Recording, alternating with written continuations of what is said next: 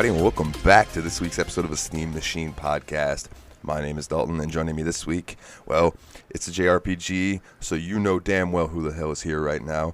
Go ahead and introduce yourself, Mr. James. How you doing today? Hey, how's it going, everybody? Good to be back on the show, and always, I think you should just do JRPGs every week. I think that seems what you're going for, right? Oh man, that's what seems like the horizon is going to be. A lot of 100-hour games in your future. At least every other week. Willie, I think I've talked about this on the show, but Willie did come up with a good idea to, in between episodes. So, like next week, I'll do a short game, and then the week after that, I'll start Dragon Quest. Or okay. I'm gonna start Dragon Quest this week, but I'm gonna give myself 2 weeks of playing that, and then in between doing the episodes for the long games, I'm gonna play like a 2 or 3 hour game that you can beat, and then do a little short episode on that in between the long episodes, because Dragon Quest is going to take a while. Oh, I don't see any other way you would do it, because your son now, Berseria was a little bit shorter on the JRPG scale, but still, Dragon Quest easy 100 hours. Yeah, and I'm thinking even spaced out, it's probably going to be 3 or 4 episodes. To do it properly, of course, yeah. So yeah, that's probably what I'm going to end up doing, is running short games in between the longer ones to kind of give me, so I'm not trying to crunch a bunch in a week. You know what I mean? Oh yeah. Because I feel like, because I've started playing some Final Fantasy 14 again, I did myself a disservice playing Tales of Berseria, and there were at least 2 days that I was like, I should be playing Tales of Berseria, but I'm just going to play Final Fantasy 14 all day because I'm trying to get this damn certain gear for my paladin so he looks cool. But I persevered. I did roll credits on good work. Tales last night. Yeah, we were. It's funny because we've talked plenty of times before, but and just to throw this out there, we did not talk beforehand. I just so happened to start playing this game again as a replay. And then, a couple days later, I think you got the poll results, and it won. So, by the fates, we just ended up playing this game at the same time, and, we're both racing to try to finish it. We tried last week, and we were nowhere near it. We really wanted to finish it, because you haven't played it before, and to talk about it fully, you've got to actually beat the game and roll credits. Yeah, and in fact, last night when I rolled credits, not to get to that moment yet, we'll touch on it in a little bit, but when I did, I was in Discord with my Final Fantasy crew. Shout out Dave, Grimm, Zal, Palsh, and Dave, Grimm, Zal, Palsh, me, and TPH. He's a new addition, so I was trying to think of who's the other new. So shout out those guys. We were all sitting in chat, just talking, and I just went, "Oh shit!" and muted myself and pulled my headphones off because the cutscene got real. So I wanted to really hear it, and then I sat there and I had some tears. I didn't quite cry, I wasn't like no, but I definitely had one or two of the Indian tears stroll down my face, oh man, or Native American tears, whatever you want to call it. It's okay. That's the least offensive thing you're going to say today. Fair. I thought it really wrapped up. I will say this right off the bat. It makes me want to play Zestiria. Does it though? It does, because see, I've got none of that built up aggression towards Zestiria, and we can touch on that, of course, too. But apparently the worlds intertwine. It's the same world space, but there's a huge time gap, I think, between them. Yes. Yeah. So we can dive into that now if you want to. Yeah. We should. Yeah, we can. So Berseria is a prequel to Zestiria, but Zestiria ended up coming out first. I forget what year, maybe 2014. It was towards the beginning of PS4. Berseria followed into 2016, being a prequel and a 100% better video game. So I hated Zestiria. I didn't like much of anything about it whatsoever. Berseria was a completely different experience. I loved it immensely and ended up actually playing it, the second time through. But they are 1,000 years, between each entry and connected in terms of what happens at the end of Berseria is the story for Zestiria. So I would encourage you to play it. You don't have the $60 this is a terrible game problem going for you. I think what'd you pay, a couple bucks for it? It wasn't much. Zestiria, I think I got for $7.99. Yeah. So you've got a whole different mindset of longtime Tales fan like I am, completely disappointed. You can at least go into it and say, okay, I want to continue this story, even if I don't like the overall mechanics of the game. Okay. Now, after listening to this episode, if anyone feels interested in playing these games, I do want to say that for the next 10 days, 21 hours, HumbleBundle.com has a Best of Bandai Namco bundle going. Oh, yes. And if you pay $12 or more, Tales of Berseria is one of the games that you unlock, along with, let's see, it says pay $1 to unlock Pac-Man 256. Mm-hmm. Big whoop. But pay $12 For the buck. to also unlock Tekken 7, Tales of Berseria, and Katamari Damacy Reroll. Big value there. Yeah. And then pay $19 to unlock as well, along with those, Tales of Zestiria, Rad, and Little Nightmares Complete Edition. So if you wanted to drop $20, you could have Berseria and Zestiria. So if we sell you on this game today, go get it cheap from Humble Bundle. Oh, yeah. I mean, I paid $120 for both of them, so I would easily... Berseria goes on sale all the time for $10, but I mean, that's a good deal. I thought Code Vein was in there too for $20, which is another JRPG. I think Code Vein is on the next... Okay. The next tier. Okay. I thought it was a $20 one. But maybe... No, yeah. Here's the thing. Like, you can pay $19.07 to unlock those games, or you can pay $20 and also get Code Vein and Project Cars 3. So yeah, you could spend 93 more cents and get 2 more games. I didn't love Code Vein. I just played the demo and kind of like it was a little too slow for me. But $20 for all those games is really ridiculous. Yeah, absolutely. I don't know how Humble Bundle stays in business. I don't either. They're still in it, I guess. Yeah, I've got Code Vein, and it's on the list, but I've installed it and kind of messed around with the character creator, which I thought was pretty cool. But other than that, I haven't. Yeah, that might be the best part, honestly. I know it's kind of like a Souls-esque type, like slow, brooding combat, heavy hits. That's kind of the impression I got, but it was just kind of like, I mean, like I said, I only played the demo, so I probably shouldn't pass judgment on it, but I wasn't impressed enough to want to put down money for it. Yeah, fair enough. All right, let me run through the obligatory Wikipedia bullshit real quick here. We've got Tales of Berseria, or also known as Teruzu Obu Berseria. Nice. I think I got that right. Yeah. Is a Japanese-style action role-playing video game developed and published by Bandai Namco Entertainment for the PlayStation 3, PlayStation 4, and Microsoft Windows. It is the 16th main entry in the Tales series and a prequel to Tales of Zestiria. It was released in Japan for PlayStation 3 and 4 in mid-August 2016 and released worldwide for PlayStation 4 and Windows January 2017. There is a manga adaptation of this game that was serialized in Ichijensha. Sounds good.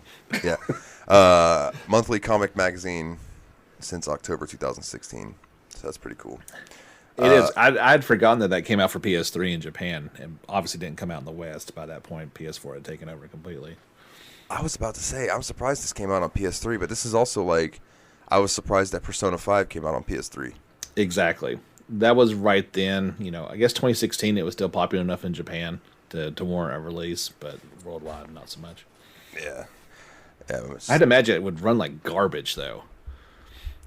I can't imagine it being all that great. Yeah, man, I can imagine, like low frames, less textures.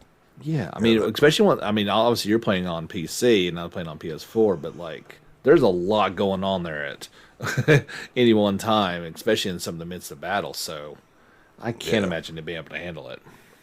Yeah, and let's go ahead and touch on the battle system real quick. Oh yes. I turned it on manual at your suggestion, and it got a lot easier. Okay. To handle, because like, I guess when it was on semi-auto or whatever it's called, I didn't even look at what the other choices were.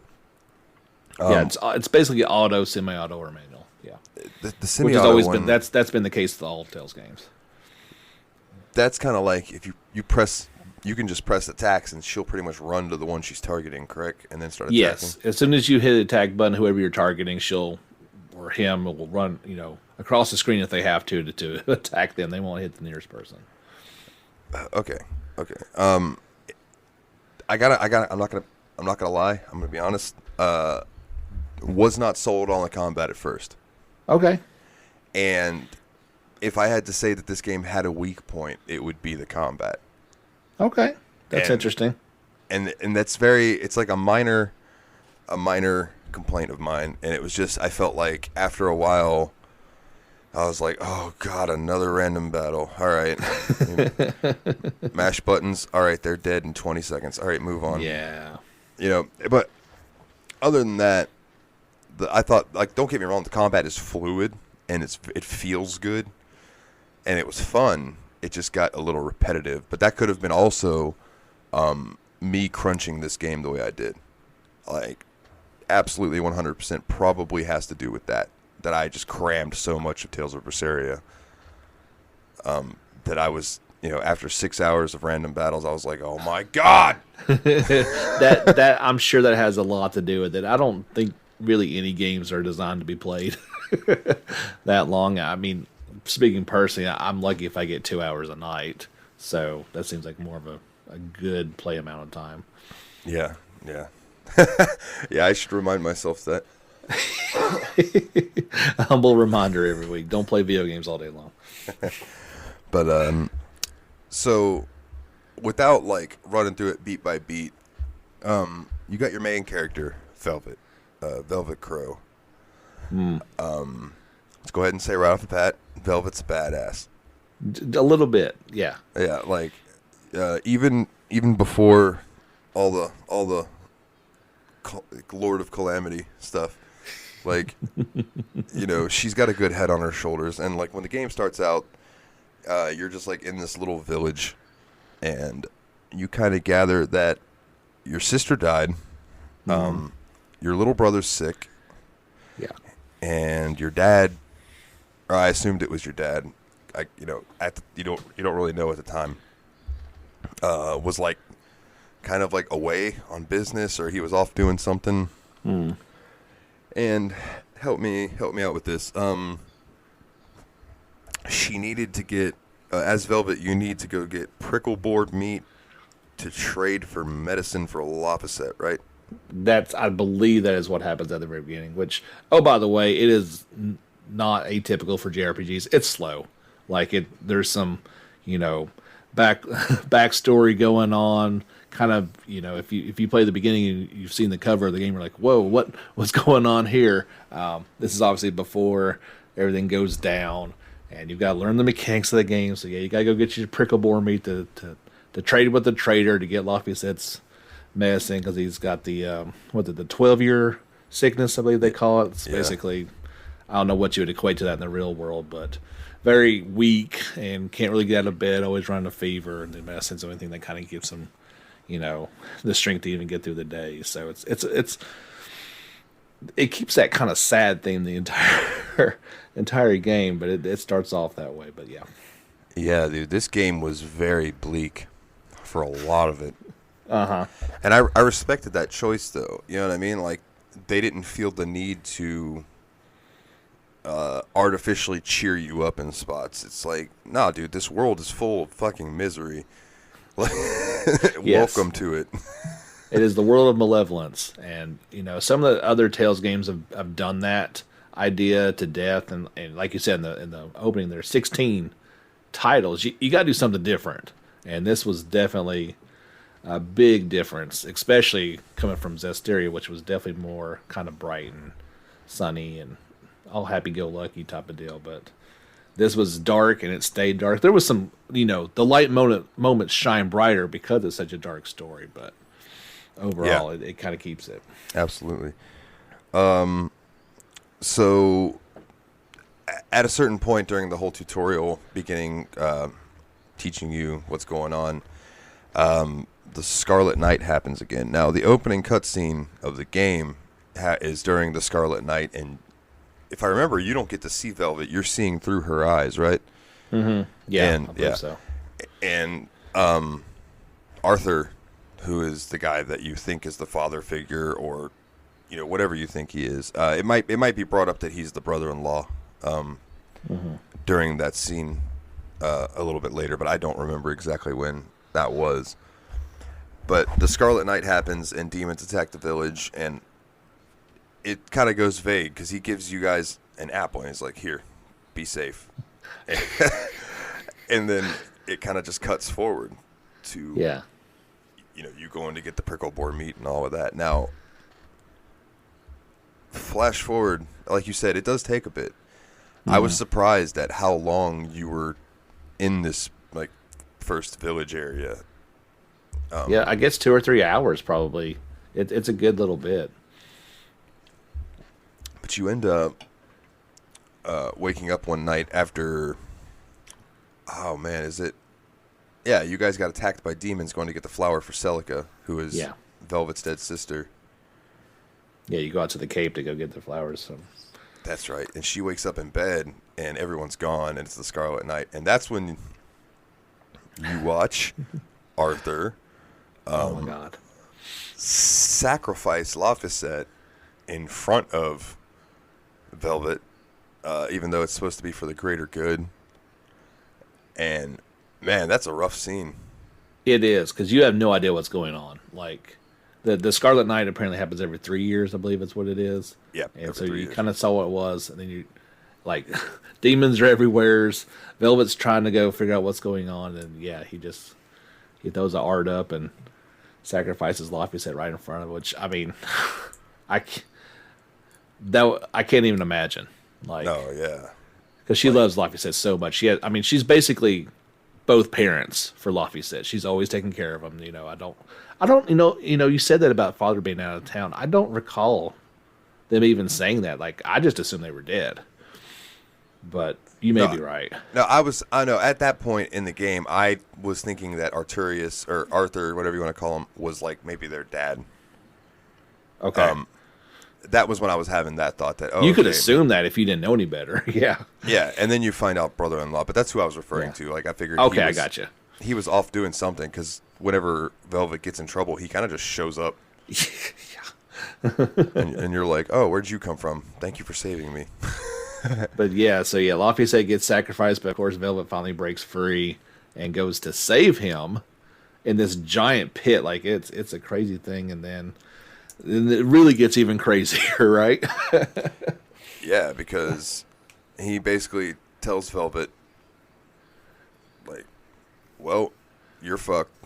And she's holding on to Laphicet, holding on to the lip of this giant hole. And does he slash at her hand, or does he cut her arm off? Yeah. He's got his giant sword, and he just cuts her arm off. Yeah, which kind of you can't hold on if you're. Yeah. She's holding on with one hand, and then there goes the other one. So they both fall down the pit, and then that's when the giant, big dragon-looking creature comes up and eats them, and then explodes in the sky, and all hell breaks loose.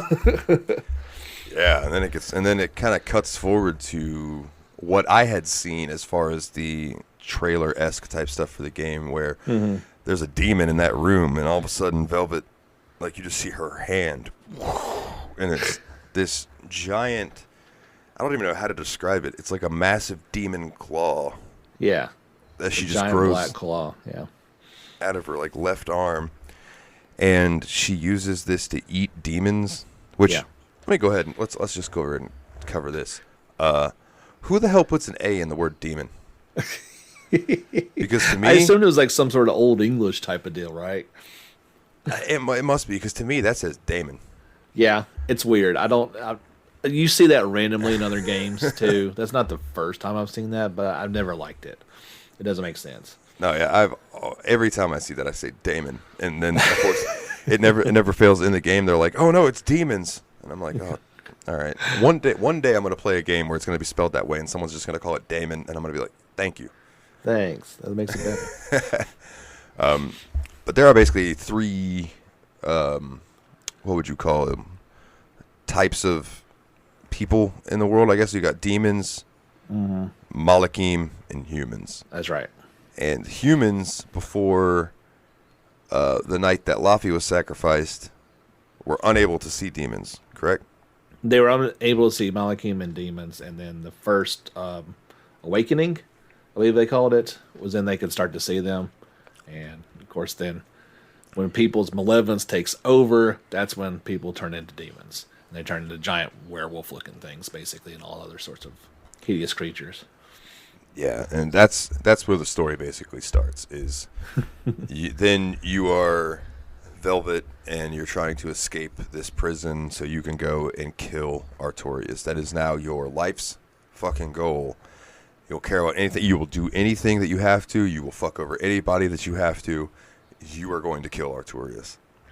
Yeah, I mean that's when Velvet first gets his claw, like she goes and attacks all the demons, and when she kills the demon and eats him, it turns him back into human, which is kind of weird. So then, like, she looks around, and she's basically just murdered her entire village, all of her friends, everybody she's ever known. Artorias has done this horrible deed, and then locks her away in this like pit for 3 years, feeding her nothing but demons to eat on, and her clothes just slowly disappear. Yeah, that was another thing with her outfit. I was like, how did she go from her like little villager's outfit where she's all covered up and everything to lots of leather and straps and exposure? I mean, if you really look closely, you can kind of see that's what she had, and it's just been disintegrated, and then maybe, thrown into the pit over the years. She's gotten some belts, because, I mean, it is a Japanese game, so there has to be belts involved, and kind of holding things together. Quickly, while we're on this about the clothing, right? So there's a scene later in the game at the end with her and Laffy sit, and they take a bath, right? Yeah. And then afterwards, how do you put these clothes back on? I mean, they are rags. There's no way you could take those off and then somehow get them back on. Yeah, I didn't even think of that. But you're absolutely right. Like, there's no way they were even held on to begin with without glue, let alone to take off and put back on. Come on, get some clothes. And not to jump too far ahead, but there was a scene with Laphicet and Magilu, who we'll get to Magilu in a second. But she's like talking about all the books that she's got around her waist. Oh my gosh, it's the best. And Laffy's just like really interested in these books. And then I don't remember what the hell Laffy said. She was like, "Oh, you want to see what's under this one?" Uh-huh. And Laffy's like, "Yeah, sure." And she just lifts it up, and there's her crotch. Obviously, she's got underwear on. Yeah. But there's her crotch, and I think it's Eleanor comes walking over and's like, "What are you doing?" Yeah, we skipped ahead some key information there. We'll back up a little bit because there's now Laphicet, the sacrificed brother, and then there's the reborn Malakin who looks just like Laphicet, but who's not. Yeah. And then Velvet calls him Laphicet to further confuse things just completely. Yeah, really. And that's what I had next on my notes was the going through the characters, so we could go ahead and do that. Okay. So we got Velvet. We've talked about her. She's very dark, very brooding. Your perfect woman, I believe you said, right? She is my perfect woman, physically. Not claw hand, I'm hoping. No, not claw hand. Villager Velvet would have been best. Gotcha. Though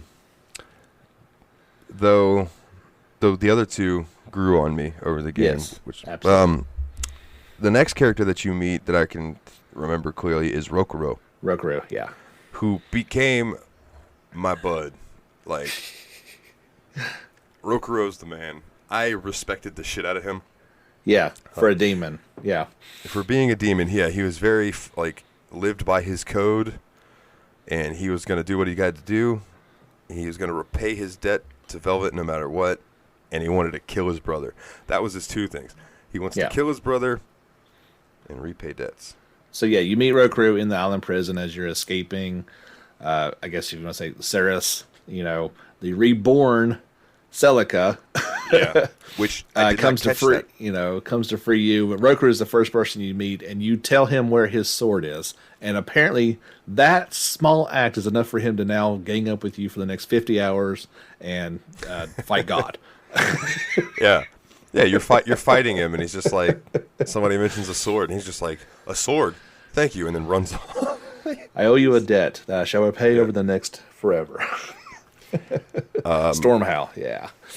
Yeah, Stormhowl and what was it? Storm. What was his brother's sword? Stormquell. Yeah. Stormquell. That's right. Yeah. Now, next up, you meet Magilu. Now, for my notes, for Rokuro, I had Rokuro's a badass with a sympathetic. He's a sympathetic character underneath all his brawn, though. Mm-hmm. Absolutely. I wrote Magilu is Magilu. That there is no, you cannot properly explain this character, as she obviously evolves during the story, but her story is so deep and twisted and funny, and I love Magilu. Might be my favorite character in this game. She is hilarious. One of my favorite things that she would do throughout the entire game was that somebody would be having a conversation that you could tell could go wrong, and Magilu would just appear like out of the corner of the screen with this really evil look on her face. And then she would just start talking about something that would bring up a fight, or like say between Eisen and Velvet or something. Yes. But it was always funny to watch her just slide into camera view with that evil look on her face, like she's about to stir some shit. Yes, yeah, that is a good term for her. Just always stirring things up, always bringing up a negative point. But yeah, she's a witch and ultra. You've got to have your mage in any Tales or any JRPG, and she fills that role. You were talking about the books, so belts and JRPGs, and now books that she has at least 4, I believe. So she has a book in front, and a book on each hip, and a book in the back, or 2 books in the back that she wears. And like you said, that was that humorous skit that kind of explained what in the world was going on and what they were, but. Yeah, a witch with books around her waist. You can't make this up. Yeah, and a big hat. And very big hat. I never found any other hats for her other than like the Norman. The Norman, yeah. Right. Yeah, the Norman stuff, which I didn't use that. Yeah, it was interesting to take it off, though, and see just normal hat hair. Yeah. But I don't mess with them. Character. I mean, I guess if I'd have paid money for the DLC costumes, I might have tried them out, but I didn't really do much. The only thing I did change Velvet's hair to villager hair, which the regular hair is just too out of control. Yeah, Velvet's hair is basically would drag the ground when she's running around. Huge. It's so long. And then, oh man, my mind just blanked. What was it? I don't know where you're going. As far as the costumes and stuff. Okay. I ended up giving. I didn't wear like any of the costumes, like changing the way they dressed, but I would do like I gave Velvet the plugs like I wear in my ears. Oh, okay, nice. Because I figured it fit her, and like I think I gave them to Rokuro too, because I was like it fits him. Eisen wore an eye patch the whole game for me. You told me that, and I was like, well, duh. He's a pirate. That makes sense. And it's just like, as soon as I equipped it to him, I was like, oh, bro, you look like you should have been wearing one of these. Like, it just so fit his demeanor. What I thought was funny with Rokuro was if you were to put the eye patch on him, it would cover the one eye that's not covered by hair. Okay. So he basically blonde. It looked a little funny, yeah. So I didn't use it on him. But then, like, I think Laffy, the reborn Laffy, I gave him the little rose corsage. Oh, sweet. And the spy glass thing on his back. Like, I just tried to like give him a couple things like that. But as far as changing like the way they looked, I didn't really do that much. Yeah, I didn't. I guess I did take off his collar. That was really the only thing I did for him. But yeah, I mean those, all those accessories that you earn by rescuing the cats. I've never messed with any of those in any of the Tales games. It's just maybe a couple things over the years, but I I never really dived into that. I don't know what it is about. I just want them to look how they're supposed to look. Yeah. I will say, too, that I did give Velvet and Eleanor both the left swept bangs. So, like, one of their eyes were covered a little bit. Oh, okay. And just a personal choice? Yeah, just a personal choice. It made Eleanor, like, 10 times hotter. Okay. All right. I don't know why, but it did. So, continuing with the characters, Magilu, we'll probably touch on her a little bit more before the episode's over. At the time, I wrote The Child. Okay. Which we come to know as Velvet names him Laphicet after her brother. Or number 2, yeah. He is adorable and curious. And at the time I wrote, because I wrote this towards like about halfway through, I was like, he is very integral to Velvet and Company, which didn't change, but I didn't know too much about that. I can answer this now. I put Eleanor is to be determined. So I ended up really liking her character. I did not like her at all at first, and I think you're not supposed to. No, well, she's the end. I mean, she works for the Abbey. She's a praetor, so you're not supposed to. She's obviously, you fight her a couple of times, and the party even makes fun of her that she cries. You know. Yeah. But yeah, she wears her emotions on her sleeves, and she is one of these noble people, but then is kind of like, exposed to the horrors within her own organization and can't stand for it. Like, still believes in the principles that got, but not the truth. And I completely respect that. That's who she was. And then she evolves a lot as a character. All of them do, but especially her.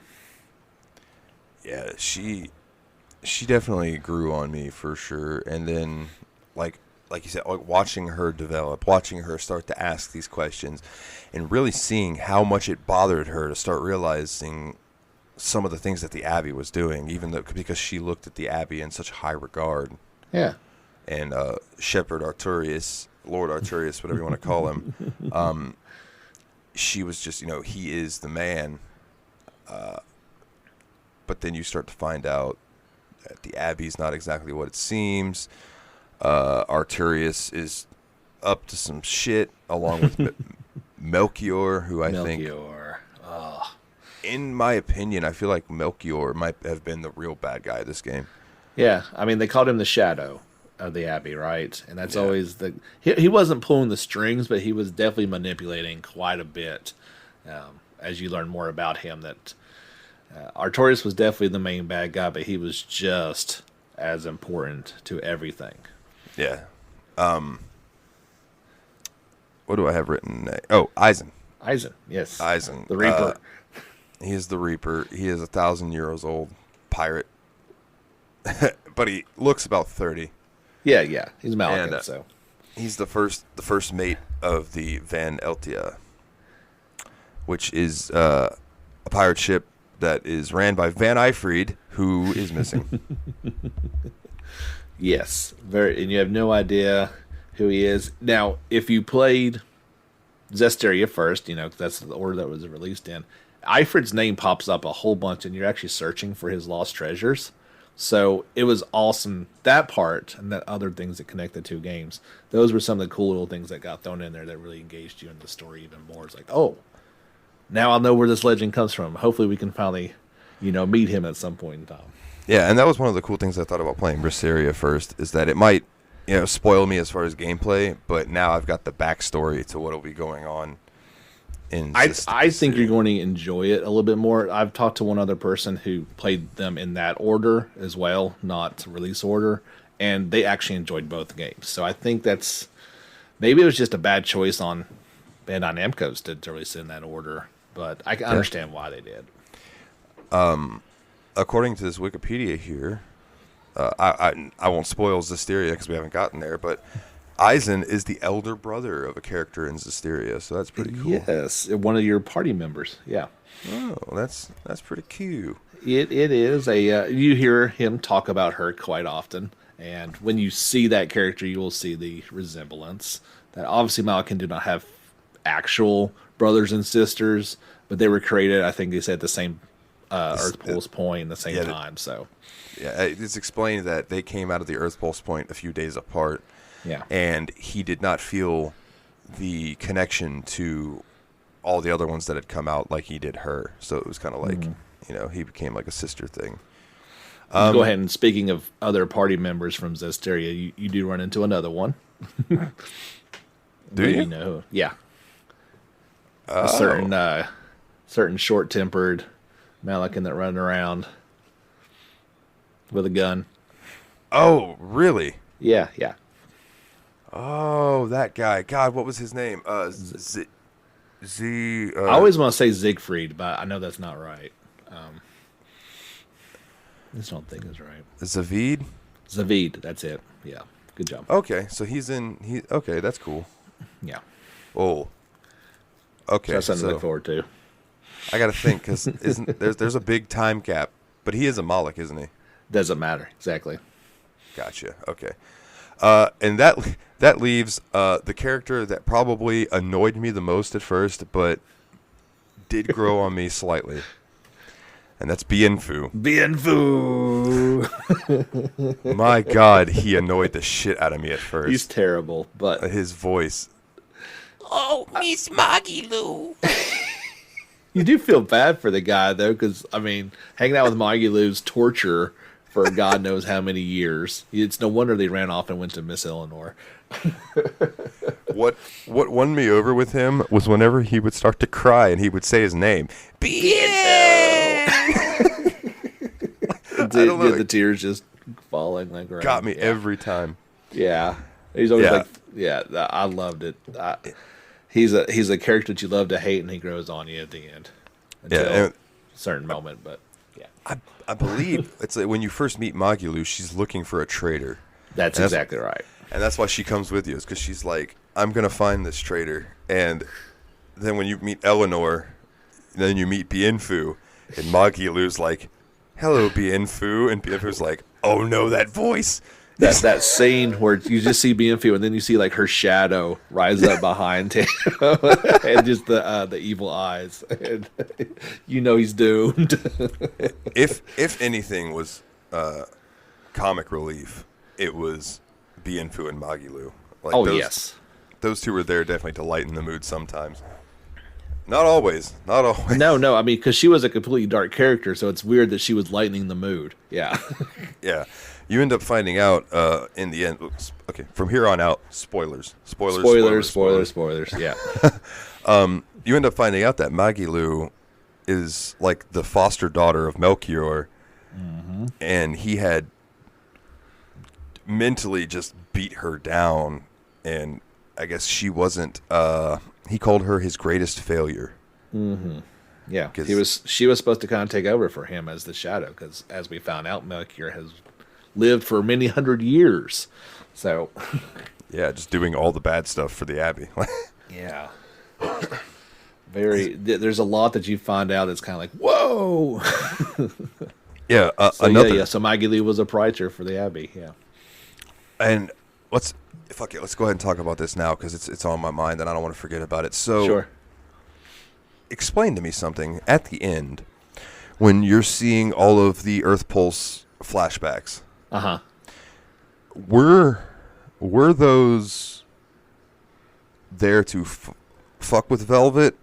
I mean, I know they were, but like, were they true or were they fake? Because that one, like the village, when you go to the village again for the second time and everybody's alive, and then you end up seeing that it's an illusion, and Velvet kind of has to get past that mentally, but then it's around that point that Velvet starts to really break. Yes. And in the Earth Pulse point, there was one specific one that they showed that was Arturius and the original Laphicet, where Laphicet basically asks to be the final sacrifice. Yes.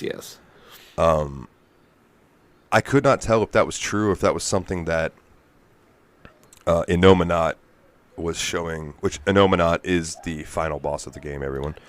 There you go, spoiler, yeah. Yeah, it's like a big god that Arturius is trying to summon because it will wipe humanity of all sin and fear and free will and thought.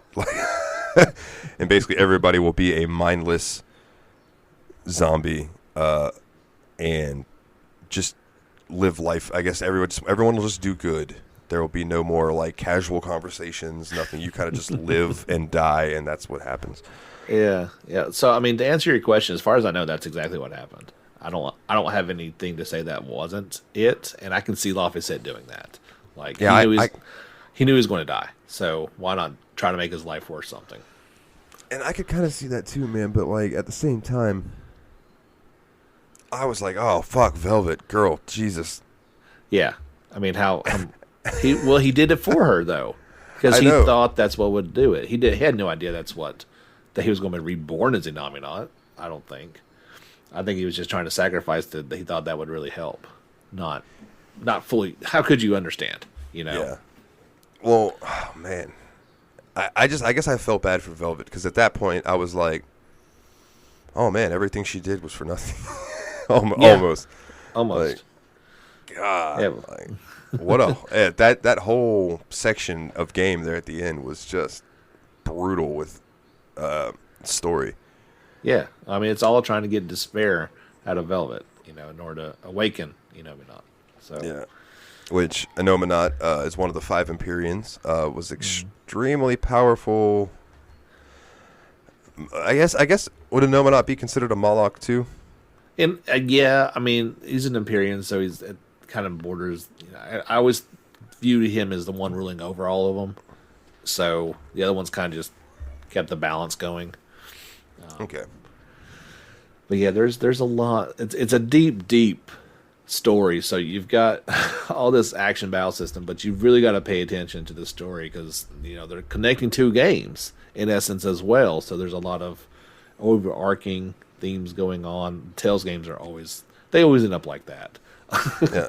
Now, I assume in Zestiria, the main god is Fee's true name, correct? Taurus or something like that. Yeah, I God, as soon as I saw it at the end of the game, I was like, I need to write that down because I need to ask James about that. Went and took a leak and forgot it while I was taking a leak. While I was standing there, I'm like, Mao. Oh no, Mao. Yeah, that's exactly what. Yeah, it's kind of weird because you see the end of that game and you're kind of wondering how they get to that point, but that's exactly, that's him. Okay. And let me see what my notes got here so far. Oh, so Oscar and Teresa, that was a moment too. Oh, when they fight and when you fight them there towards the end, Oscar and Teresa, they are 2 members of the Abbey, kind of high-ranking. They're brother and sister. Well, they say they're brother and sister. It's kind of like she didn't have anybody and he accepted her. Yeah, they adopted her into the family, so they were technically like a stepsister and brother, which gotcha. Let me go ahead and just say it. That makes it better because I always felt like there was a really weird attraction between the 2 of them. We've talked about Japanese weird brother-sister things, but they weren't actually related, even though they looked like each other. Yeah, I got some they weird looked vibes like brother from and that. sister. Yeah, once they started going into that they weren't really family, I was like, oh, okay, that explains some of the weird tension between the 2 of them. It's kind of like Eisen when he was talking about his sister, because they're not really brother and sister, but I think it was Laphicet was like, I'd like to meet her, and he's like, you lay a hand on her, I'll kill you. And Benwick's like, oh, here we go. Yeah. He's heard that before. And I'm thinking to myself, dude, Laffy's like 9 years. He looks like he's 9 years old. I think he'd be all right. So, not to spoil anything, but the character he's referring to is called Edna. And when you see that, you're actually like, oh, but Edna actually appears the same age. So, Laphicet would actually be somebody. Okay. Of course, it's appearances, and that she's old as well, but I don't think age matters at all. Yeah, that's one of them. When you're playing JRPGs, it's one of those things you got to kind of accept. It's like, all right, well, that person looks 12, but I'm sure they're 1,000. Yeah, probably. But Oscar and Teresa are basically trying real hard to stop you, and it ends up that Oscar gets this art, which is like the magic of the world, really.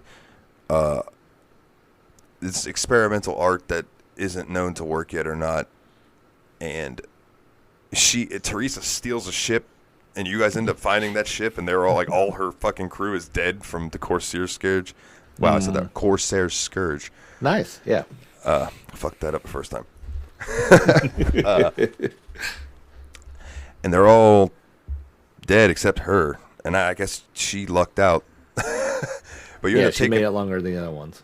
Taking her hostage to use her as a tool against her brother when you go to fight him, because he is guarding the last Therian. I guess we should probably talk about Therians. Yeah. Therians are like, they eat malevolence in the world. So think of malevolence as like sin. That's the way I looked at it. Yes. It was like your sins, and they eat it, and the Abbey has got them captured in specific areas where there is like a strong concentration of malevolence, and you eventually Velvet and crew decides that you need to go capture all of the Therians. Yeah, 8 of them in total. Yeah, there's supposed to be 8 of them, which on the Earth pulls points, feeding malevolence to Enominat to keep him fed, I guess, and happy. Yeah, so he doesn't flip the fuck out. Yes. And I messaged you because at first I thought we were going to have to go around and kill all the Therians. And I won't say that I was right, but I won't say that I was quite wrong, because I said, isn't Velvet a Therian? And you're like, yeah, she is. And I'm like, oh, this is not going to end well. No, you start adding that up pretty quickly, and you're like, oh, we're missing a Therian or 2.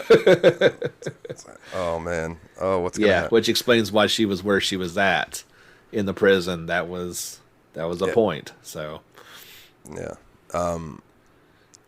So going back to the battle with Oscar and Teresa, you end up killing Oscar. Like, he goes crazy with his art, and you end up having Armatus, yeah, and that's right. That's what it's called, Armatus. So like Velvet like jumps over him like with this crazy wicked ninja move and just like swipes at his back, and it kills him, and he falls down. And then she has this moment where she looks at Teresa, and Teresa's like, "You killed him," and immediately I was like, "Oh no, And Teresa's like, "You killed my brother." You killed my brother. And then Velvet's like, no, I'm sorry. And she starts having flashbacks to when Arturius killed Laffy. Yeah. And I was just like, oh, God, dude, this game is tearing at my heart right now. Yeah, it was odd considering how many, quote-unquote, people, but, all they were demons, how many she's killed to that point, but now regrets instantly doing this to Oscar. It was a weird moment, yeah. Yeah. And then she ends up having to kill Teresa as well, and then they die hand in hand laying there, and just, granted, like Velvet ate them and they were inside of her then, because Velvet like absorbs Malak when she eats them. Yeah, which turns out to be vital to the rest of the story, but man, that was another heartstring puller. And then the other baddie that I had written down, because we touched on Melchior a little bit. Shigure. Rokuru's elder brother, yes. Rokuru's elder brother and the owner of Stormhow. And he's such a dickhead. He is, but like you kind of I always liked him actually. Oh, I respect him. It's just he's such a Rokuro, you need to go get better. You suck, little brother. Like he's like which is funny because Roker is extremely strong, but like compared to Shigure, he's just nothing like it.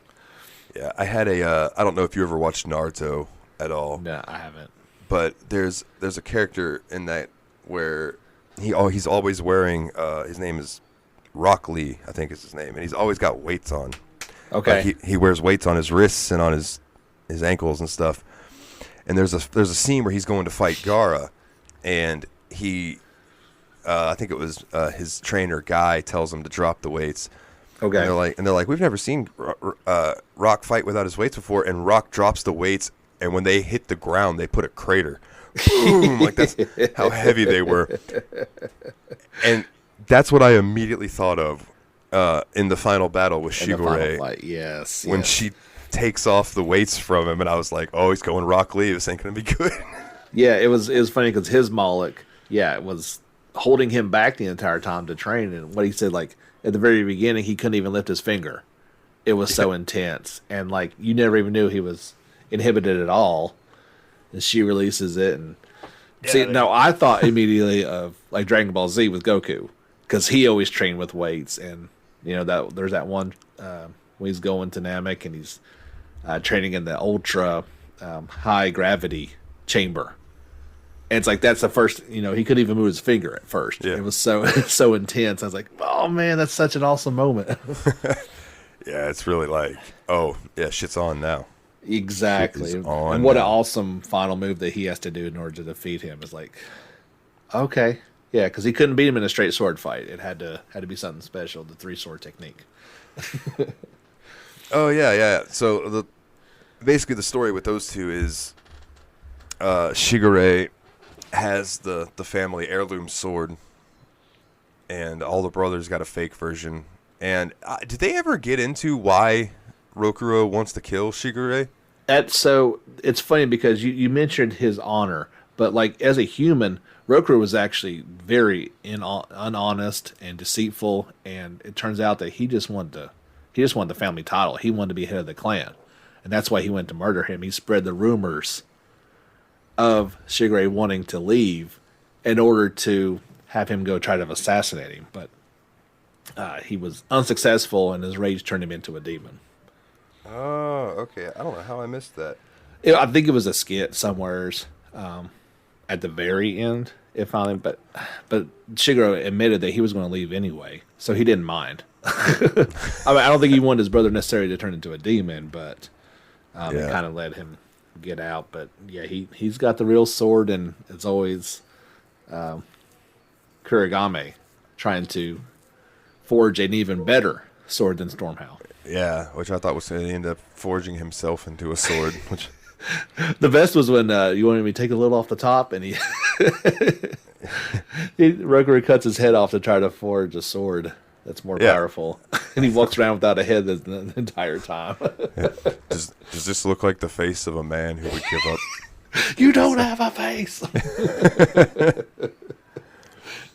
The rules don't apply when you're a demon. There's all kinds of weird stuff going on. Yeah, that's true. I will say, though, I did enjoy, before the final battle with Shigure, when you guys go into that room, he's just sitting there drinking. Yep. And Rokuro just walks over to him, could have easily just slashed him and killed him right there. Mm-mm. But he takes his sword out, and he sits down, and he hands his brother his sword, and he's like, hey, check this out. And then he has a drink. Like, they're totally calm with one another. I'm assuming that's some sort of ancient samurai type. Japan understand that more. I mean, we understand it as honor and respect, and he even said, like, they're like, this is a perfect place for an ambush, and Rokuro was like, no, he'll be sitting out in the open waiting for us. He would never do that. Yeah. There he is with his fat cat. What was that cat's name? I can't remember now. Oh God, I don't remember either. I don't know his Malik, but it was a cute little kitty. Yeah, the kitty was awesome. Oh no, I almost said turtles, but that's somebody completely different. That's the little merchant guys, yeah. Toidles. Yeah, the little turtle guy, like, he's like, hey, what's up? My name's Toidles. I got everything that you need right here, okay? And then Velvet basically like the Bronx or something, right? Yeah. And he's like, I gotta jack the prices up because of where we're at, and things like that. And Velvet's like, I have to kill you if you jack the prices up. And he's like, all right, sale.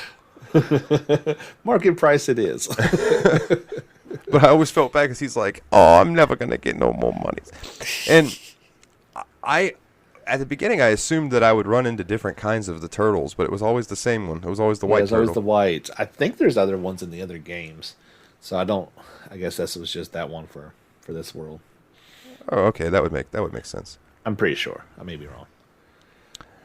But man, overall, I really enjoyed this. I'm trying to think of some story beats that really stuck out to me too. Oh God, Bloodwings. Yeah, Is that yeah, what they were kind of called? mercenary type groups or whatever. Yeah, I was sketched out about them at first. Yeah, they didn't make a whole lot of sense. I was almost worried that they were the ones feeding information to the Abbey. Well, maybe. You don't really know. But then also, like, apparently Bienfu was feeding information to the Abbey, but then The whole time. you ask him what he told them, and he's like, I told them that Velvet would actually probably make a good housewife. And he's just like, stuff like that. And they're like, did you tell them anything, like, remotely that they could use? And he's just like, Bien! So you never really find out what exactly he told her. And then I was curious. I was happy to see that Magilu, like, it wasn't Magilu, because even though she tried to lie and say that it was her because she just wanted to stir some shit there. Yeah, it's like as soon as they find out it's being few, she's like, "Oh no, you've discovered our horrible plan. What will you do with us?" And they're like, yeah, we heard the whole thing. She's like, oh, you guys are no fun. God, Magilu. Okay, here you go. Fuck, marry, kill, because it's perfect. There's 3 of them. So I'll let you say bang. We'll do bang, marry, kill for you. Oh man, okay. Velvet, Magilu, Eleanor. That's terrible. Like, okay, so Velvet post claw hand and everything, you probably just want to bang and get away with, right? And you gotta, you would marry Eleanor because she's the good girl.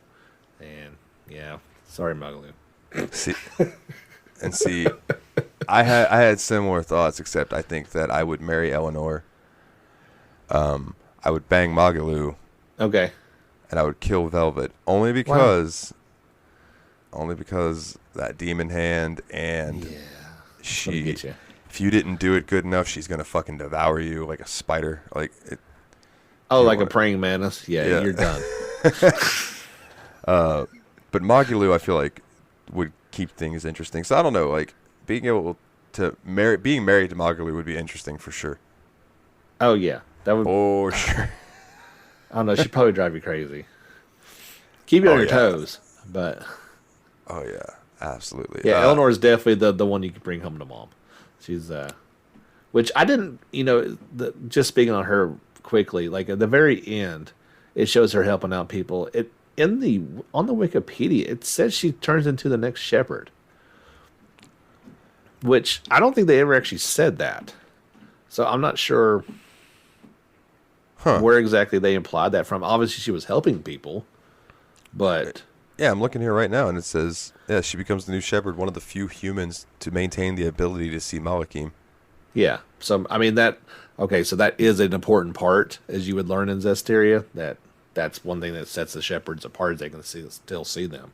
Which, I don't know if you noticed in the last scene that when Benwick looked up at the mast of the ship, he could not actually see Eisen anymore. Oh, bro, made me tear up. That was another point that made me tear up. I was like, oh, Eisen's all alone now, but not really, because he'll always have his, oh, man. He's got his Reaper's coin, I guess. So. Oh, dude, and I wanted that coin to be heads so bad when he flipped it the last time, but it was satisfying that it landed on tails again. No, it never will. Nothing's changed for him. You know what I mean? Like, oh no. Did you see the skit where I forget who it was, but they had a couple other coins? Oh yeah, it was Rokuro. Yeah. Yeah, he flips the first one, it gets stolen by a bird. He flips the second one, it gets stolen by the griffin. Yes. And then he flips the third one, and it just shatters. Yeah, it was insane. Like, it was so funny. The skits are so funny. The after battle things get a little old after a while, but the optional skits I always thought were extremely entertaining and all voice acted, so it was really well done. Yeah, there were a couple of the after battle ones that didn't get old to me. One of them was like, I think it was Rokuro was like, "This is my Rangetsu style," and Aizen's like, "So that's the Rangetsu style, huh?" And he's like, "No," And then Eleanor's like, so from here to here is the Rangetsu style? And she's like holding her hands out, and he's like, no! So, okay, let's go ahead and throw it out there. What was your main party? I forgot to ask you this. Oh, man, my main party was Velvet, Rokuro, Aizen, and Eleanor. Okay. All right, so... Before that, I would use Laffy. I honestly didn't use Magilu much because in my head canon, like, she wouldn't want to be participating. Okay. Like, in my head, she would be the one kind of standing off to the side being like, I'll help if you need me, but I'm going to be over here. No, I mean, so same except Magalu for Aizen, where that was my main. But it's really good because with a party of 6 and be able to change them in so easily in and out of battle, you needed to, especially in the tougher fights. You'd be using all 6.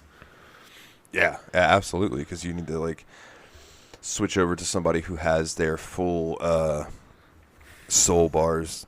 Yeah, to kind of do, and that's the thing about the other thing about the combat it took some getting used to me because it's like a beat 'em up style combat with turn based elements to it. So it's like you've got souls, quote unquote, and you can build up. I think was it 5 of them. You can get total. I think 6. It might be was 6. Some of the equipment you could get a little bit higher.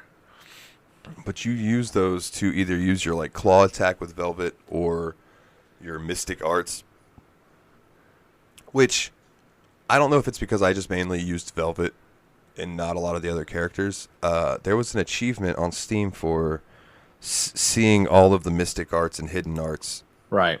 And I did not get that achievement. So no, neither did I. So don't feel too bad. I in fact, I don't think I saw anything other than the one over and over and over. So, like, there's each one has 2 different ones. And obviously the second one's a little bit harder to get. It takes 4 instead of 3. And I tried. Like, I actually made it to where they couldn't do their level 3 one. I turned it off. But, like, I still didn't get all of them. And I see now, I mained with Eleanor once I got her. I thought she was extremely fun to play. I know you stuck with Velvet, which I did the first playthrough. And, yeah, it kind of, especially like Magulu's, like, she used it all the time. It was extremely effective. I don't know if you even saw it with the the one where she extends the card super high into the sky and just slams it on him. Yeah, which is great because she hits everybody. Like most of the Mystic Arts, it seems like it only hits one enemy, but hers would hit everybody on the field. Yeah, which came in handy for those dangerous encounters or risky encounters. Yeah. Risky encounters, yes. So I did one the other.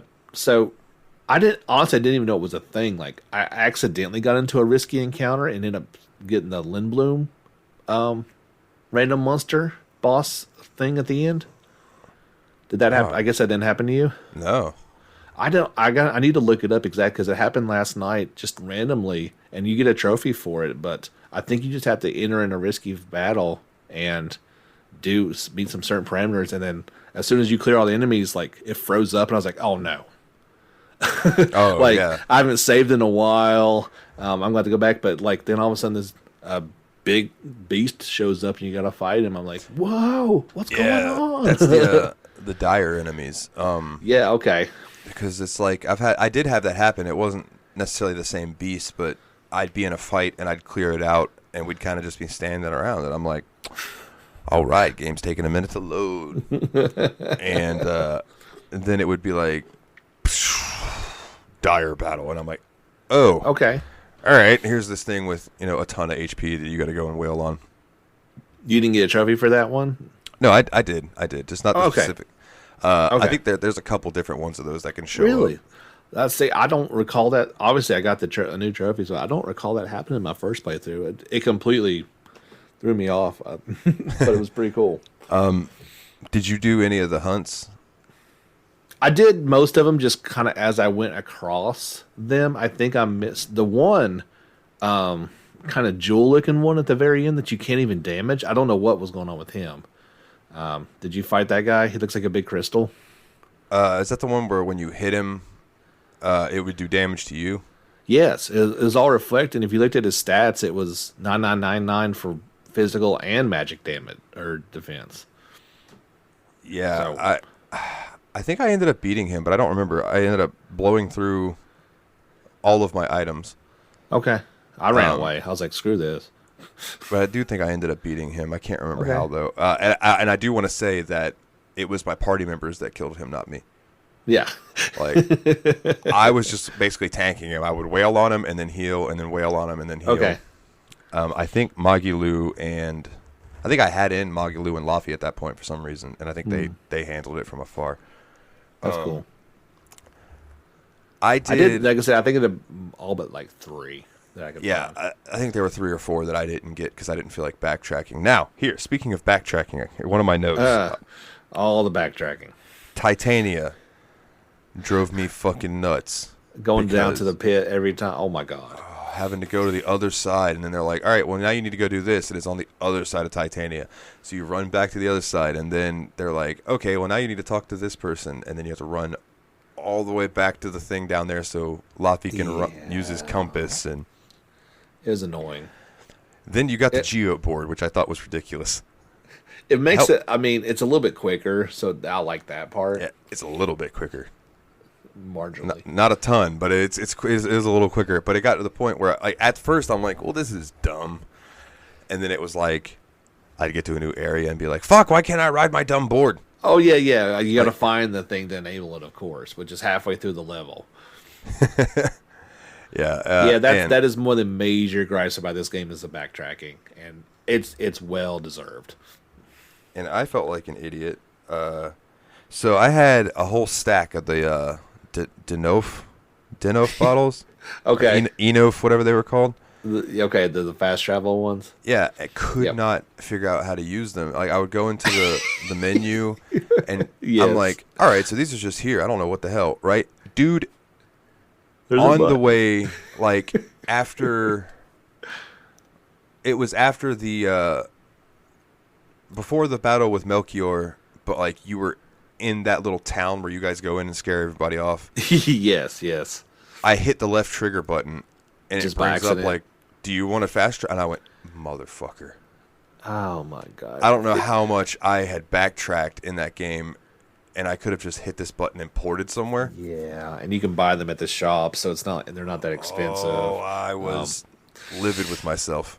Yeah, like, I did the same thing because I forgot that, and I probably went through half the game before I started using them. And, there's some some warp points, but they're really random, and they're not that great. You still definitely need that, especially if you don't need to level up running back through. Oh, yeah, the warp points, man. I almost didn't use those much because I was like, I don't know where the other warp point is. I don't know what this means. I don't know where this is taking me. Yeah, it's like, all right, the west side. This map has changed directions 4 times since I've been running around, so I don't really know which direction's west anymore.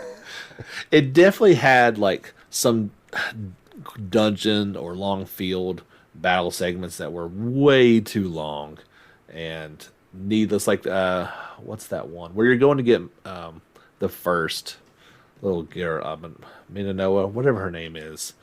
Oh, Kimoana? Yes, when you had to go through that coral long, I just feel like that was the longest, needlessly long dungeon to get to the dungeon. It took forever. Yeah, dude. Kimoana. A lot of those, it's like on the way to it, there could have been some stuff cut, but they were also, I know that there's like this, at least in MMORPGs, I think it was Final Fantasy, when they first made Final Fantasy 14, they wanted each quest to take about 10 minutes. Okay. And they would try to do filler type things to make the quests last a little longer, to make it seem like you were having to do a decent amount of stuff to do the quest, you know what I mean? And I think they've kind of backed off on that a little bit, but I always try to keep that in mind where I'm like, all right, so they're just padding this out to extend it some. But But that's what I kind of felt like. I was running in a big circle and finally ended up where I was wanting to go to. Yeah, I do not disagree at all, though, that there's a lot of spots that could have been shortened and it wouldn't have affected the game at all. No, because, I mean, especially about that point, if you did proper leveling up, you didn't really need to. You'd be fine. You didn't need to grind. Yeah. Oh, the final dungeon running around trying to find a Nominat, I think I fought 3 things.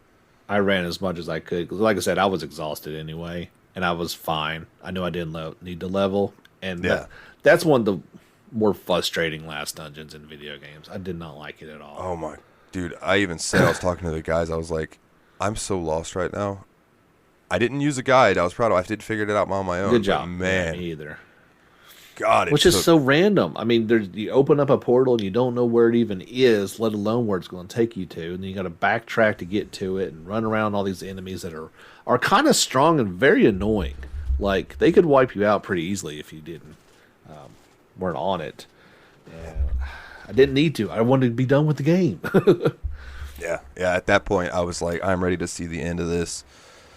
I don't need another 100 random battles, you know. No, I was good. So, did you catch your play clock? What you ended up going to beat it? Well, Steam and the game read differently for some reason. I think it's because I left it paused a bunch, while I would go do stuff. But my in-game clock was 43 hours. Okay, excellent. My Steam clock is like 60 something. That sounds a bit more. Even my second playthrough, I think, was at 55. And like I told you, when we were messaging, I was like, my first playthrough had 90 hours on it. I don't know if I just left it on for a day or something. That's possible. I did. It's not like I did it, 100% or did all this or that. I think I just ran through it. So that's like my first beat time for Persona 5. You could take probably a good 20, 25 hours of that off because I had my wisdom teeth taken out at that time, so I would just fall asleep all drugged up while playing Persona for like 5 hours, wake up for an hour, play a little bit, and fucking nod back out for 3 hours. That's funny. So it's funny. It's funny you say that too, because Persona 5 could have used about 20 hours cut out of it. I feel like. Yeah. Loved every minute of it, but there was a little bit because, we could wrap it up at 100. We don't need to go to 120 necessarily. Yeah, man, what a good game. I hope that eventually gets a PC release. Never. You've got Golden. Just be happy with it. Fair. If I have anything to say about this. Fair enough. I can't argue that. At all. So, basically, final notes. I didn't want to spoil everything about the game because I feel like, some people... We've done a pretty good job of it, so I'll stop. Yeah. Okay. Yeah. Fair point. It ends up turning out that Inominat, this big baddie that you are trying to go after the entire game, ends up being the reincarnation of Laphicet, or is Laphicet. It is him. I mean, reincarnation is not really appropriate, I don't feel like. It's so then whenever that art happened, I guess he didn't die. Then he just became... He just got pierced to the heart with some big, giant, sword thingies, and then fell into an Inominat and got eaten. So he should have died. I don't see how he didn't, but obviously was then reborn. Yeah, it's weird, weird looking dude. And then at the very end with him and Artorias, they are Armitage. It's like, holy cow, that's an incredible moment. Yeah, that was a cool scene, man. When they formed together as one. Yeah, and that is a hell of a battle. Yeah, that was not easy. That was definitely one of the more challenging ones. No, yeah, it took me twice. He did kill me the first time. Really? Okay. I can knock on wood. I didn't die, but I played on normal. I don't know if you played it. No, I was on normal too, but I think I got stun locked, and there was nothing I could do about it. Oh yeah, you're toast. And then my party members were already kind of floundering.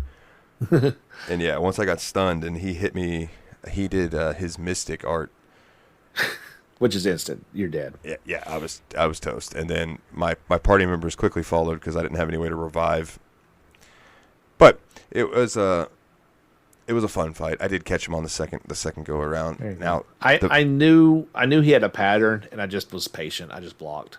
I knew if I just weather it, and eventually he'll be knocked down.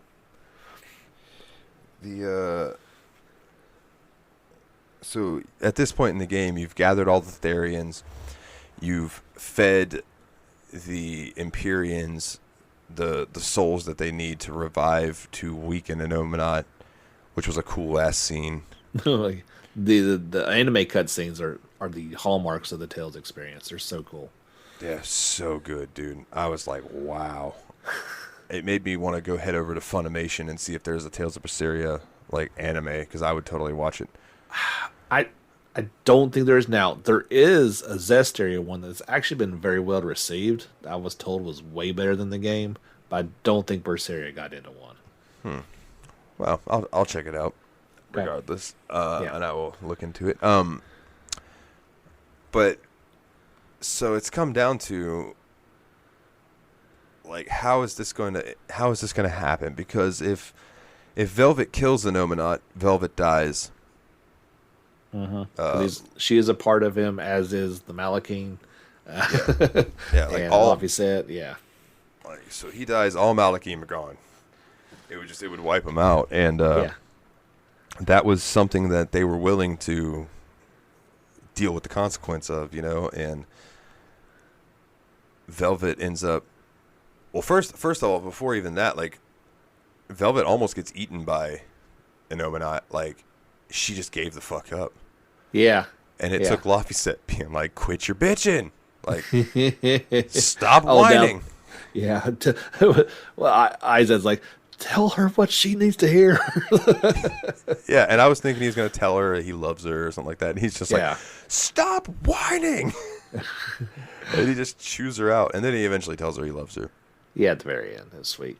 And he gets, she gets escapes. And then you fight a Nominat. And at the very end, Velvet goes walking up to Laffy, the real Laffy. Yeah. And he's like crying, telling her that he hates her, all this kind of stuff. And she hugs him.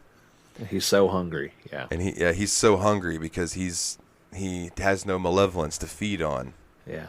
But like Velvet is the personification of malevolence, and she feeds on Malachim. The Lord of Calamity. So yeah, the Lord of Calamity. So Laffy bites her on the neck and starts draining her, but she takes her claw out and grabs Laffy. Yeah. So it's this never-ending cycle of them feeding on one another for eternity. Yeah, it's kind of a yin-yang ideal. But yeah, just a perpetual cycle of transference of power. And they go into that eternal slumber, and Laffy said loses it. He doesn't, I love you, and Yeah, she's got to go. It was at this point that I was in the Discord chat and went, "Oh shit," and hit mute and pulled my headphones off. And I'm watching this where she's talking to. I keep wanting to call him Laphicet, but it's weird because she's also attached to Laphicet. So the Malachim Laffy. Yeah. She's Fee, talking to or him. whatever. Yeah, Fee. And she's telling him, go out there and live your life. He said he's not afraid to die, and she's like, good then, die when your time comes. Yeah. You have a lot left to do, help people. Like, I'll be okay. And just, damn, man, what a poignant moment. Yeah, it was very cool. It was a very cool wrap up, man, and that ends up saving everything. Like, Yeah. Well, I mean, then the Empyreans, if they're let loose on the world, it wreaks havoc. So there has to be another guiding force, and so there has to be a new Empyrean, and there's only one person for the job. Fee steps up and says that he will do it. And they ask him why he wants to do it. And he basically goes on this Miss America spiel. It wasn't the best ever, but But, I mean, yeah, I understand. Like, coming from a little kid, though, like, I'm like, all right, I can get why he would be so gung-ho about life. You're saying this is the world peace answer? Yeah. Yeah, basically. He wanted everybody to be all right, and he wanted to give everybody who had been turned into a demon a second chance at life, and all of that. And the Empyreans find what he says to be noble, so they make him the fifth Empyrean. And then everybody, like, this big light happens, everybody gets ported away, and then there's this giant fucking dragon in the sky, and I was like, that's awesome. Yeah, on the Empyrean throne. So yeah, just keep that in mind. That's that's it's coming. Yeah, or that's Fee. Well, I say that.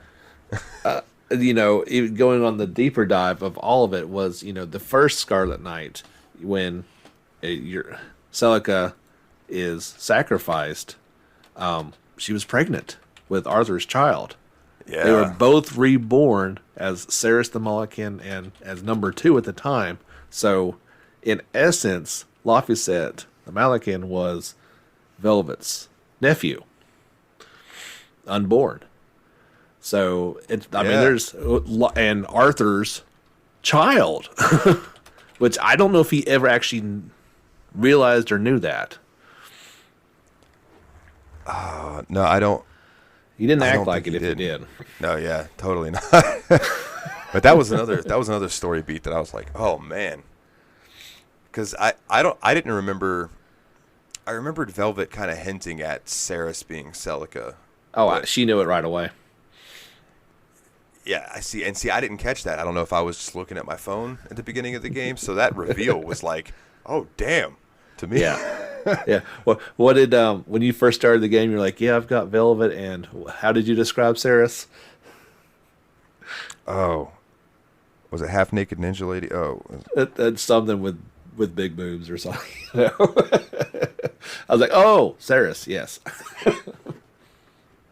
I gotta go look now. She definitely got an upgrade in her Malikan form, as opposed to human. She's a little more homely. Oh yeah, absolutely. But it was definitely tragic. You cannot feel sorry for Arthur, but at the same time, like he changed that night, like he said, like his wife and unborn child were sacrificed. Now, there's kind of the idea and thread that he knew what was going to happen, and it was intentional. At the same time, but I don't know. I don't want to think that thought because that's just too terrible. Oh, yeah, I agree.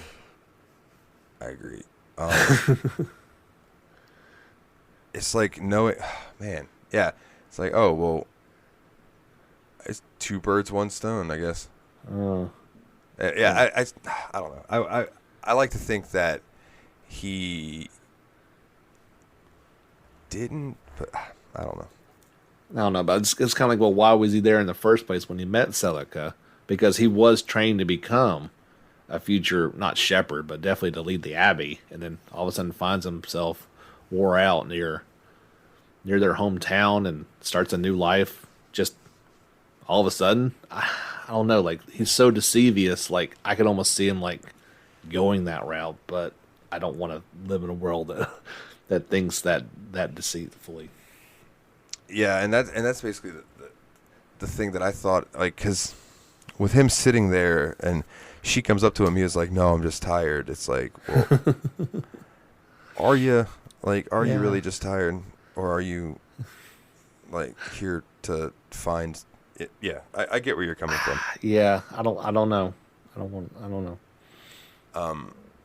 And I was able to look up the name of. I couldn't find what I called Ceres. I assume it was Big Titty Ninja Chick.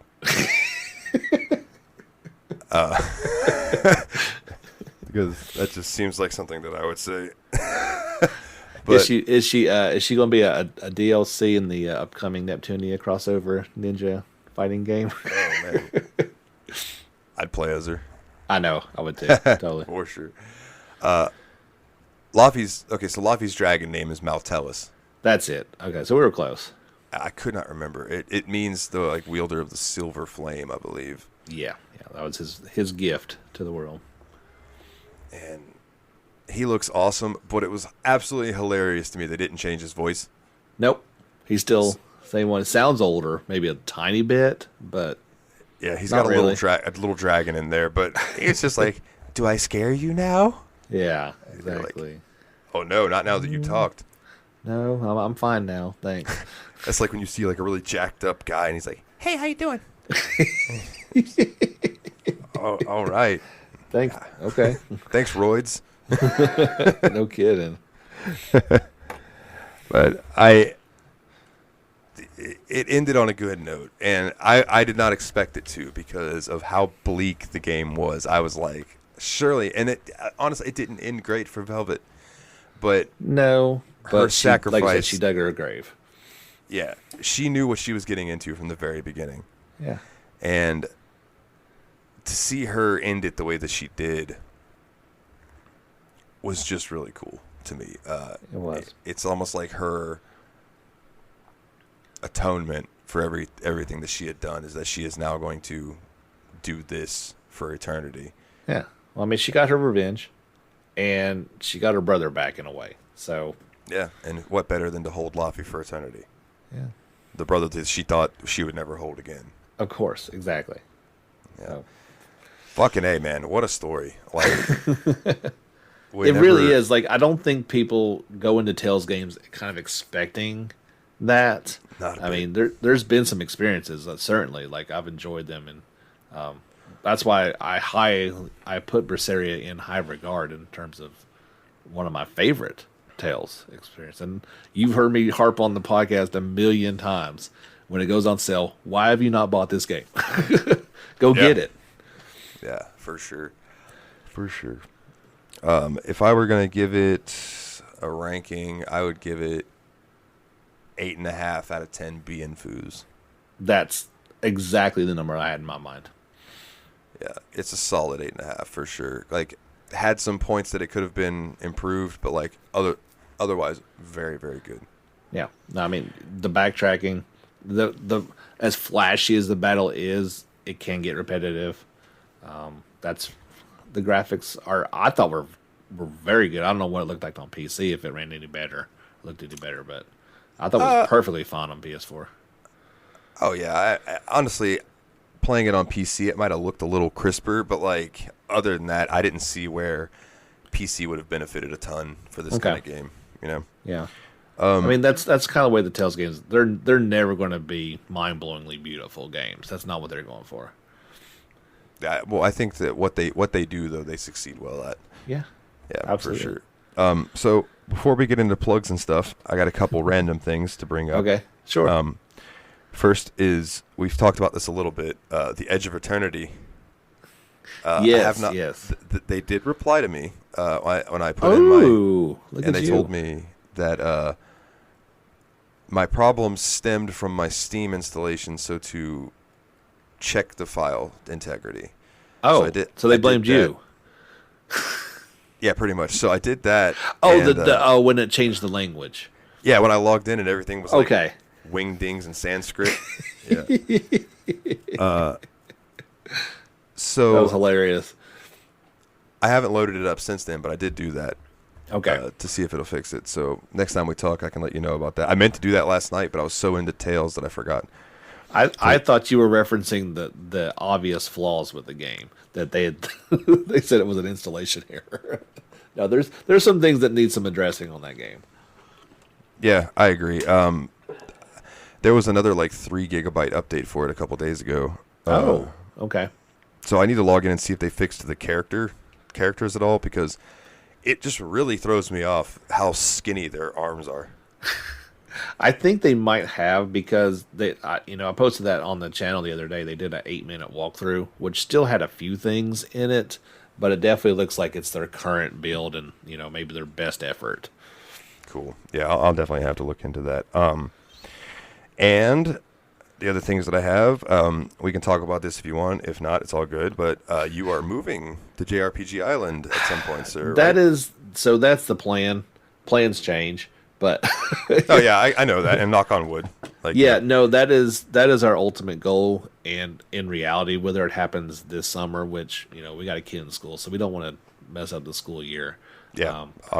That is, whether it's this year or next year or whenever, that is the plan. There's a lot of things that got to happen, but we are excited. Yeah, that's always been the joke, was we were going to, move on down to JRPG Island and like have some sort of convention down there where a bunch of nerds go out and look at the sun for a minute and then go back inside quickly.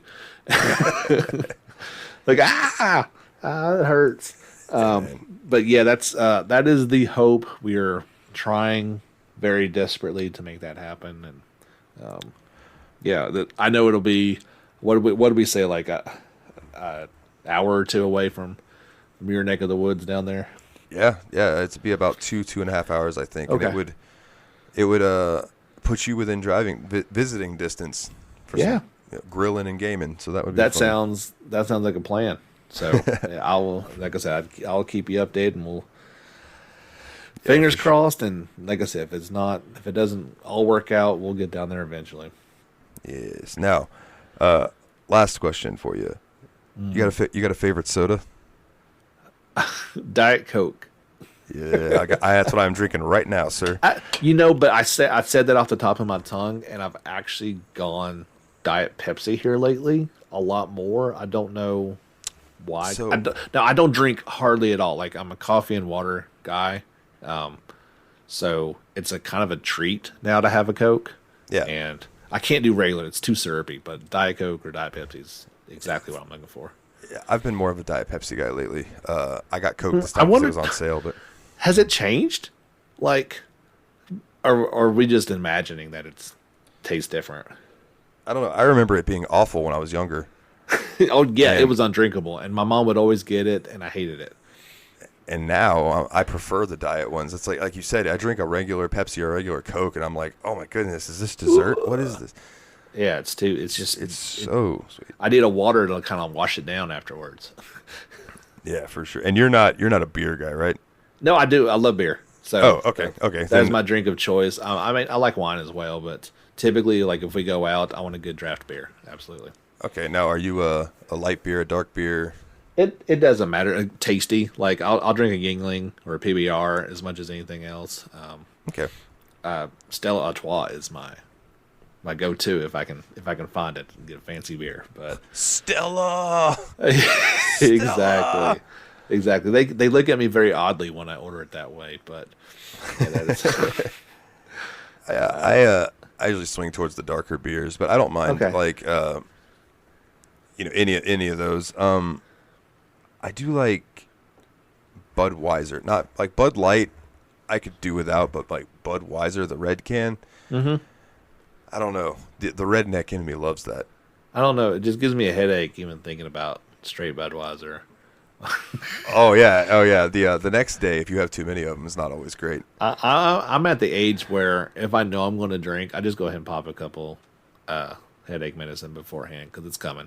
Yeah. Like, yeah, for sure. And I had a friend of mine too that taught me this trick that she used to do. Whenever she would take a shot, she would chase it with water. Yeah, that's a very good strategy for life. Yeah. Yeah, and she was like, anytime I take a shot, I chase it with water. That way I'm keeping myself hydrated and I'm not drinking sugary stuff. And It's so weird to think about drinking dehydrates you, but yeah. Yeah. Well, yeah, it is kind of weird to think about, but then like you also think, all right, well, it's going to make you more than likely throw up when you're younger because you're going to drink too much. So you're going to be losing liquid that way. You're going to be peeing all night. Yes. Multiple times, yeah. Because your bladder is like, no, get this out of me right now. Like, well, liver has done its job. Now get it out. I don't want this to sit in here any longer. Yeah, I was just curious because I was talking with some people the other day about sodas, and I've always really liked Diet Dr. Pepper and like Diet Pepsi and stuff. Cream soda is probably my favorite soda, though. I'm not huge on sodas. Just occasionally, that's about it. Yeah, and then I figured I'd ask beer too. I had beverage/beer, but I don't know if I've ever heard you talk about drinking liquor, so I figured that like beer is probably more your go-to. Yeah, I learned my lesson liquor in my 20s, so I'm good. Yes, sir. Yes, it was funny when I turned 21. They were like, "You want to go out and drink?" No, I don't. I was like, I did so much drinking from like 17 to 20 that when I hit 21, I was just like, eh. Okay. No, I was a good boy. I waited till then. I made up for it. Ooh. I'm not saying I never drank before I was 21, but I'm just saying like I definitely. Yeah, you didn't pursue it. Like no, it just happened to be there type of deals. Yeah, I feel you. Well, all right, man. I think I've held you a long time. Go ahead and let's get some plugs out there. Tell everybody where they can find you, good sir. the JRPG Report weekly podcast. You can find it on every listening platform under the sun and futures to come, I'm sure.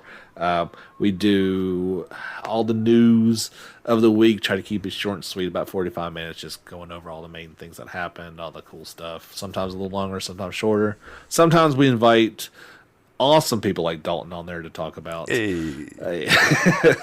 do some fun things, but probably it's just for news. And of course, we got our YouTube channel getting closer and closer to 1,000. So YouTube will give me a few pennies every video. JRPG Report there. That's the main ones. We're on socials, Facebook and Twitter, if you want to see the things that we end up talking about on the podcast. Yeah. And I can't recommend it enough. I listen to it every week. I think I've brought this up before, but like I know when I first found your show, it was like I listened to it and I think I tweeted you or something, was like, "Oh, this show's awesome," and you were like, "Oh, sorry, it's over." That's exactly what happened. Yeah, I quit it like the next week. I took a little, I think about a year off of it. Just life was a little too hectic, and I wasn't loving it. And my wife greatly encouraged me to start it up again, and it's been smooth sailing and a joy ever since then. Yeah, man, and I'm glad you decided to give it a chance again, because we would not be here talking and having a good time had you not. So yeah, it's yourself and some others. I've made some real friends, and the community has grown, and it's just so cool to find like-minded individuals to talk about these things. It's good for your soul, and especially in this disconnected world, you've got to have that connection with other people, or you're just going to be kind of miserable. Yeah, for sure. Even with our solo games, like not when I'm playing my game. Keep me away. I want to be by myself, but we can talk about it afterwards. Yeah, for sure. It's like the introvert thing, where it's like, all right, listen, I need my time alone. Mm-hmm. But then I will come out of hiding, and then we can talk about anything you want. It's like, but every now and then I just need you to go away for a little while. Yeah. I need to play my game. Nobody talk to me. My headphones are on. Yeah, about every night, about 10 o'clock to 12. That's me time. Stay away. Absolutely. All right. Well, for me, anybody wants to find anything to do with me, you can go to thesteammachinepodcast.wordpress.com. All of our links are there. You can find the Patreon link, the merch link. We do Patreon episodes. I've been releasing the uncut version of these, so you get to hear all the beginning shenanigans before the show actually starts over on Patreon. Plus, I do a music podcast over there where I basically just play radio DJ with some of my favorite music throughout the years. We'll see how long it takes for me to get in trouble for doing that, but for now, it's been all right. You've been canceled. I just wanted to let you know that, by the way. It's like, yeah, you get out of here. Get out of here, sir. I do believe that next week's episode is going to be Portal. I know Portal's about 3.5, 4 hours, so I'm going to try to play that this week alongside starting Dragon Quest XI. Ooh, so one of my favorites ever. Yeah, we're going to be diving into that. Yeah, Nate and Willie both are real excited for that, because Nate is also a huge Dragon Quest fan.